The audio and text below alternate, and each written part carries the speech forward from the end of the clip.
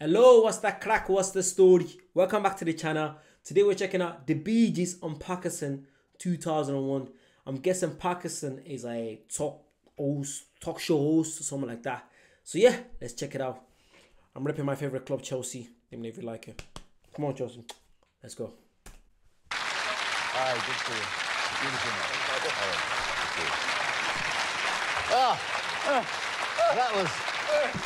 That was good fun, good fun. The boys. Go on, the boys. Now, can we get something started so that you're not going to walk out on me, are you? No, you're going to walk out. That's a joke from the Clive Anderson show, because they walked out, because Barry walked out and then the boys walked out. Robin and Morris walked out after, because he was calling them a tosser. They're also calling them a tosser and he was angry. So check that out if you haven't seen that. I posted that yesterday. Was it yesterday? Yeah, I posted that yesterday. So check that out if you haven't seen it. It was very good.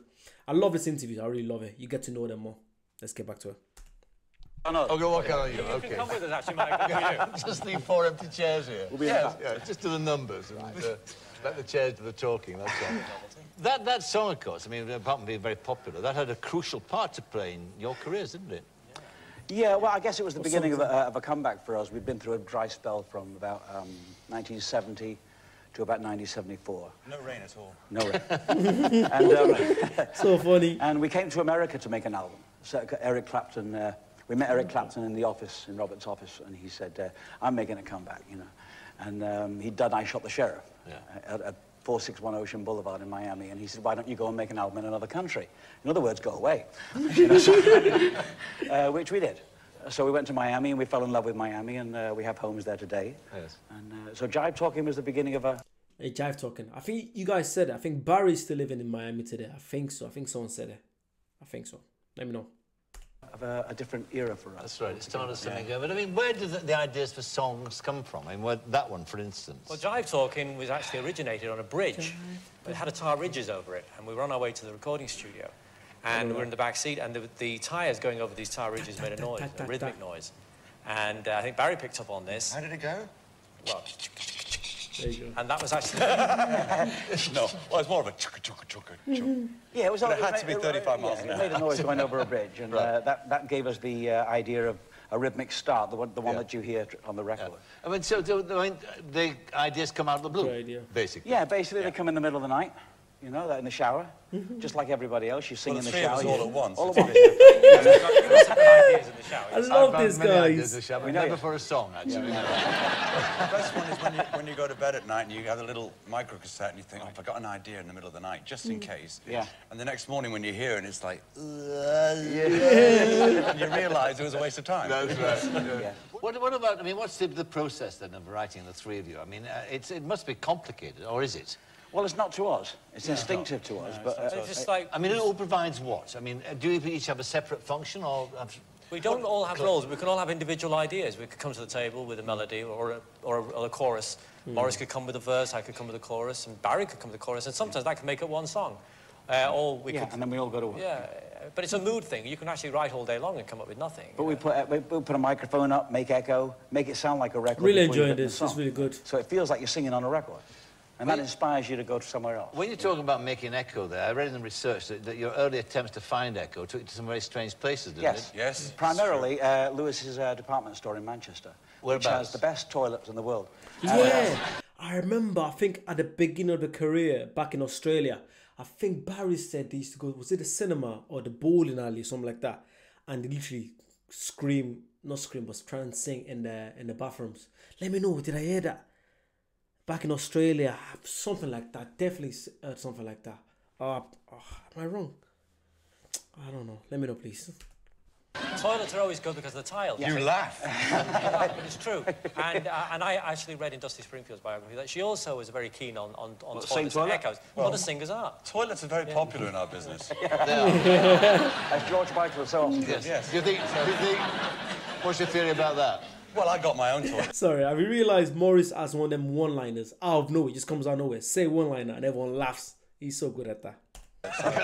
we take Morris is solo as well sometimes. Yeah. But we're going to flash it as private. I rent a crowd and bought a toilet.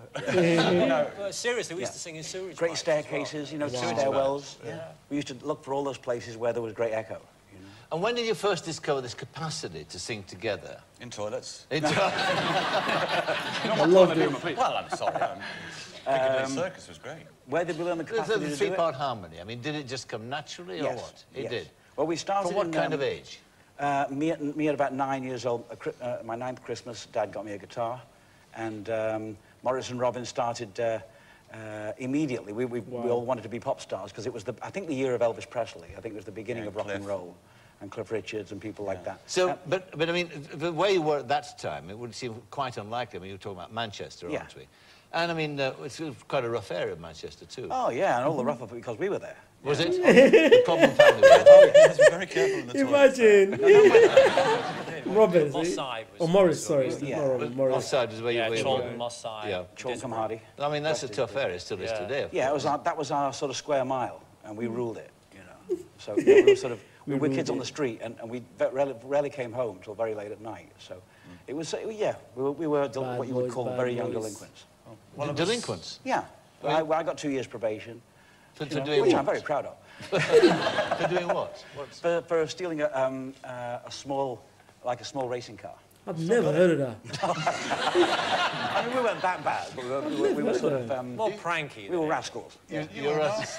Well, Morris, what about you? I mean, were you... Oh, no, I was goody two-shoes, me. Were you? Barry and Robin were the arsonists. Yeah. Arsonist. Very careful. Arsonists? Morris used to steal bottles of orange juice off people's doorsteps. The first thing I ever did. That's the only crime I ever committed, and I got nicked. So he knew it wasn't good for him. So one day the police came round to the front door and said, and advised my mother and father to emigrate. Yeah. That it might be more prudent. It was on the recommendation of the Manchester Constabulary. Yeah. You know why? Because the little car belonged to a policeman's child. Yeah. But what about education? Did it play any part in your childhood at all? Not much. Being educated. Because my headmaster in particular was not a very nice man, and it used to frighten me. So from the age of about 7, I would try and escape from school. I would go to school, but I would never arrive. Yes. What? So, I mean, You didn't? No. Oh, you bugger. Well, our school looked a bit like Holdit's, didn't it? I used to hang out with other kids. Yeah. We never got to school. What about since? I mean, have you tried to replace that gap, that lack of education? I mean, no. But I only asked because I heard you, Robin, talking at rehearsal about spending time in the Imperial War Museum. That's right, yes. And I mean, it's one of your fascinations, isn't it? Yes, I mean, I actually went to the Imperial War Museum once, and they had to emulate one of the air raid shelters from the Blitz. And I was sitting in there. I think someone said in the comments, I can't remember now, or someone said in the comment that Robin loves history. He absolutely loves history because his house where they did the last interview, I reacted to an interview they did in his garden, and I think it was while he was alive was like the not Ed, but he had a big role to play in garden history in the UK or something like that. I can't remember what it was. If you can comment that again, that would be lovely. But yeah, I think someone said that. Dark, and it was really frightening. It was shaking away, and there was about 15 people in there with me, and suddenly they all started speaking German. And I said, this is the irony of this. They came over to see what it was like. And they were going, it must have been hell. Let's go and have a look. All right, so the police, on the advice of the constabulary, you're on a £10 passage to Australia. Now, there's a common fallacy abroad in this country that when you arrive in Australia, it's milk and honey. And of course, it wasn't like that, was it? No. Well, actually, there's two sides to it. It was absolute paradise. We'd never seen anything like that in our lives. We were brought up in Manchester. We'd never seen beaches, snow white beaches, and it was a wonderful place to grow up. I don't know where the downside is. You went to school in bare feet, you know. You didn't wear shoes. Well, it was an upside for us. Wonderful, yeah. It was in Australia too, of course, that your career, your professional career, kick-started, wasn't it, really, in a sense? Yes. If you ever saw the film Crocodile Dundee, well, you see that bar at the beginning of the film. Well, those are the places we worked. Yeah. So it was very rough, and Australians have the great knack of fighting sitting down. What?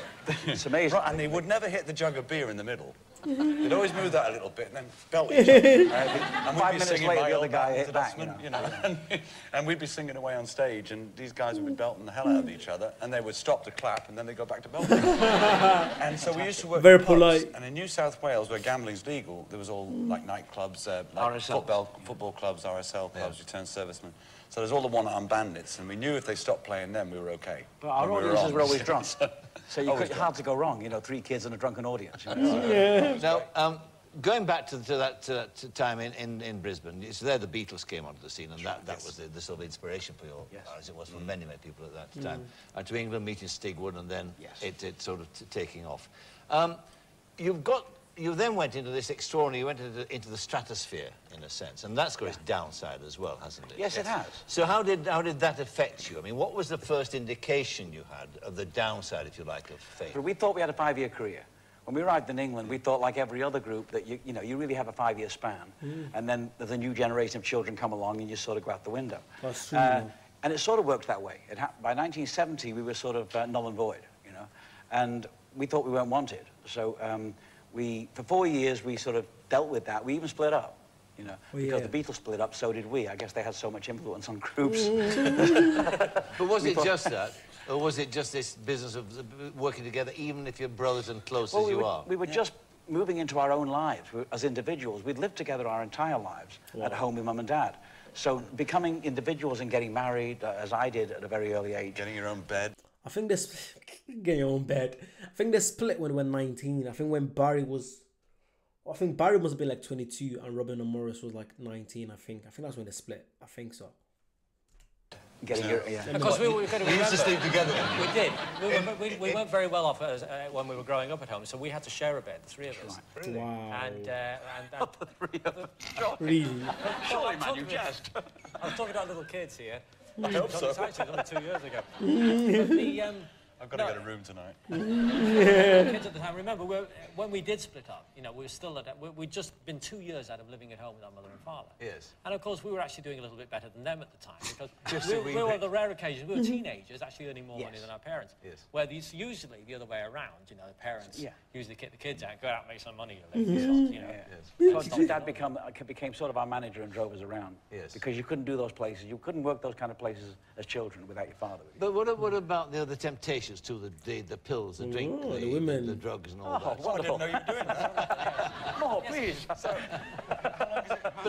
long has it been like? You've been like in the green room.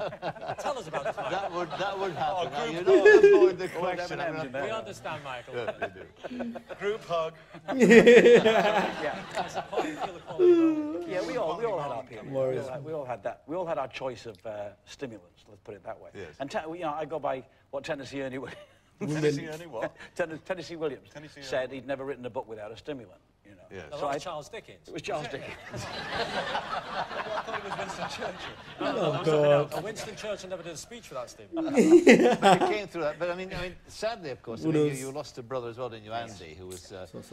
I saw a marvelous piece of footage when he joined you on stage at a concert in America. You described that. I think you, Morris, said that was one of the greatest moments of your life. It was magic, yeah. Yeah. It was to see us all together. In fact, even John Travolta was on that show too. Yes. But it was in Houston, and he was doing Urban Cowboy. John was filming that there, and Andy was with us and joined us in Houston. And to come on and do You Should Be Dancing with us, and he was sharing my microphone. And I could see the tears in his eyes as well. He's standing on his foot? Yeah, I was. We've got to get a bigger mic. So we'd sing around the mic, and I just saw across his face, and I saw Barry and Robin, and it was just the four of us. That one shot was just like, made me feel like totally, it was like whole. And it would have been four of us. Yeah, it would have been four of us. Yes. Yeah. But he died of a heart problem. Well, he died of a combination of things. Yes, I mean, he was on drugs. Yeah, I think all of those things added up. Did that make you take stock? I mean, did that make you take stock of yourselves? Yes. I mean, you do. You feel very vulnerable. You feel very... I mean, you're 8 years older. I was 8 years older than Andy. You also realise that it could be tomorrow. Yeah. You know, that everything... You take everything for granted until someone really close to you dies. And anyone who hasn't lost someone of their own blood thinks totally different than anyone who has lost someone of their own blood. Yes. And that's something we've noticed since. Yes. You become more spiritual. You grow inside. Yes. You know? I think that's all part of the growing. So deep, you know. What about the really so extraordinary part of your career was to come after that, and that was Saturday Night Fever. Yes. Right. As I said, 50 million copies sold. Wow. How long did it take to write That's that? crazy. 3 minutes and 50 42 million seconds. minutes. We think the magic Morris, came man. from the fact that they shot the music the movie to the music. Yes. As opposed to the other way around, which Hollywood usually does. And you can tell when you watch a film that it's not the music they were dancing to. Yes. When they shot the scene. But that took you into another realm altogether, didn't it? That A level we didn't know about. Yeah. Really? Wow. Because it came right just after Star Wars. And it was one of those rare type of incidents where people just went to see. I mean, we were sitting in Robert's house in Los Angeles, and the guys from Paramount called up and said there's just queues all around the block for this film. A million albums a week. So it was pretty shocking for us. We'd never been in that position. A million? But it wasn't just a normal hit album. You know? Yes. It was a bit rare. So, but how did it change your life Well, after that? in a way that it changed Michael Jackson's life. Everything changes, including your clothes. It's true, it's true. Our clothes changed because we were going for something. In the way that Elvis Presley was going for something towards the end of his career when he put the white jumpsuit on. It made you feel different. And that's all that we were doing. And you tend to dress up. You tend to become larger than life. Yes. But as it was in those days, in the 70s, it was a more dress-up kind of period. Yes, all right. And everybody was doing it. Yeah, sure. Yeah. But I mean, what was the downside of that? Well, you the got stuck backlash, with it? obviously. Disco became so enormous before we ever thought it was disco. And it just went through the roof. And to a point that I think that the media, not the public so much, but the media wanted to change it all. And I think we became the poster boys for that period. The poster boys. Yeah. Poster boy, you know. And, you know, we should go, everyone in disco should go. Morris, heavy rock should take over. And the media got this in its own mind, you know. You can, what still baffles us is that you can be put on a pedestal and then knocked off the pedestal for something that's incredibly successful. And you don't, in other words, you don't get actually thanked for it. Smart. You get knocked over for it. So how dare you inflict that upon us? Yes. so it's always been a confusing. But isn't the end? But isn't the bottom line though? Where I can't understand. I've seen you be in an interview before, and you get quite defensive about. Well, no, you only because the way we're asked the question. Yeah. But what I can't understand is that surely as performers, the bottom line is success. Yes, that's what we kept saying. Well, so I mean, but there you are. I mean, look, you're in the Songwriters Hall of Fame, in the Rock and Roll Hall of Fame. Yes. Wow. You've sold Wow. squillions of records. Yes, but we wouldn't have known that then. Quinn. No, but I mean, but I mean, you were financially secure. You could turn around and say, well, there's the, you know, look at my bank balance, look at yours. I mean, why bother? But that isn't what you do. That isn't what it's about. No, you put your kids through school, put food on the table, but people don't like your music all of a sudden. No. Yeah. And that makes you defensive. Yeah, that was a particular trip that period. Yeah. All right. Yeah. But I mean, again, but again and again, I mean, you've come through that sort of thing and reinvented yourself again. I mean, of course, the '90s, of course, was the time when the kids' bands started picking up your music and all that sort of a new generation. We would never have known that this could happen, like was Boyzone and Take That. Take That. It's interesting actually they come back in the 90s. your career, watching you on stage, because I mean, you're in many ways a variety act, aren't you, as well as? Well, we started as children in variety. You should see our Bird in a River dance. Yeah, that's fantastic. We called it pop. And also, it's just mad how they're able to be successful for about, 5 decades, 6 decades. Literally, we started in the late 60s, innit? So 70s, 80s, 90s, early 2010s. That's mad. Like, they're still relevant to today. Do you know how crazy that is? Do you know how many bands were formed in the 60s, 70s, 80s that people just forgotten about? But they're still relevant in 2023. And I feel like they're going to be relevant for so many more years to come. And it's all about the seed that was sown back, in the 60s. They worked hard for this and they deserve it. Do you know what I mean? So obviously, you can get why Barry and Robin and Morris were they were angry when the previous interviewer, Clive Anderson, on the last one I did, when I was asking them stupid questions, you're like, we worked hard for this. Don't ask us that kind of questions, so you can understand why and where they were coming from. So yeah, let's keep going. We've got about 3 more minutes to go. Let's go. I'm really enjoying this. Pond dancing. Puddle dancing. Puddle dancing, I'm sorry. A merry laugh, a merry jest, a couple of tumbles. But you did Battle Variety Club, and your heroes are all those people like my heroes, like Morecambe and Wise, and people like that. Yes. People like that. So you're in that tradition as well. Yes. And maybe that's something too that It's all that incumbent, separates you. Well, that's always stayed with us, though, the English humour particularly. I mean, when we come back to England, we're always rating the BBC video show. Well, you came today, didn't you? First British rate. humour was the What best. are you buying? Harry Anfield, Sash Steve Coogan. Show, Goon shows, Tony All the goon Hancock. shows, get all the goon shows. Everything we can get so that we have a little bit of England when we go back to America. Nail, bottom, Right, so now you've got this new album out now. So where does that take you to now? I mean, it's called. This is where I came in. This is precisely. This So is that's where I a came meaningful in. title. It is to us, yes. Yeah. We decided to do 6 show. 3 of us split up and went our own way and did 3 songs each on our own. All right. Because, you know, we've done about 35 albums. Let's do something that we haven't done before. Morris, go do your songs. Robin, go do yours. 35 albums. And so, like 2 or 3 songs each. And then we'll do 4 together. And then we'll find out what makes up the album, how it works. And what came from that is a great sense of variety on the album. That is the difference, I think. Yeah. And it's It's also... a mixture of all each other's You get to know each brother, I think, a bit more. It's an indication, too, of course, of your rock-bottom strength, isn't it? That the ability to Our bottoms are very strong. to write songs. We have got very Strong Even bottoms. crack peanuts. Write Oh God, crap peanuts. All right, now this, craving song, peanuts this is now. where I came in. That's Who wrote weird. this one? Well, I heard no, what he you said. told me that. No, I smiled inwardly. I know you did. I heard you. Inwardly. Don't worry, Michael, we'll all be leaving together. You're all going to, of course, I haven't been able to tell you. Right, so this song, the I like title this song of the interviewer. album, now, was it an amalgamation song, or was it one? Well, you know, That was written by us. we don't remember where the title came from, but we've always, you know, every 10 years or so, we've sort of said to each other when we've heard records... What's "Oh, your this- name? No, this is where I came in, you know. It doesn't really change that much, does it? Music doesn't change. I mean, Ricky Martin, is that his name? That's him. Yeah, that's him. Big lad. Funny Ricky walk. Martin. It's still disco to us, you know, it's still dancing. And more than ever now, people are dancing. Far more than the 70s. You should be You know, so this is where we dancing. came in. With, All right. You know. So that's what you're going to sing now. Yes, sir. That's going to finish this spot, and then after I talk to Sir John Mills, you're going to come back and do We'd be delighted. one of the golden oldies. Yes, sir. All Yeah. right. Well, across you go, sir. Thank you. you. There, the Bee Gees. Fantastic interview. That's better than the previous one I did, where the other interviewer. That's what I like to see. Ask them good questions, relevant questions about their life. But yeah, that was really good. I really enjoyed that. Let me know if there's any cool, fun interviews that you want to check out. I love doing this more. I don't know. I like reacting to the songs, but I like knowing more about their personal life, because that's why I get to enjoy the songs more. I get where they're coming from. That was really good. I really loved that. Make sure you like, please, comment, subscribe, push the notification button. Check out my other stuff. You never know. You might like what I do. Who knows? Who knows? I react on loads of stuff. Comedy, general stuff. Let me know where you're from as well. Comment below. It's good to know where people are from. And even check out my Patreon. That'd be good to support the channel. Thank you so much. And I'll see you guys very soon. Bye-bye.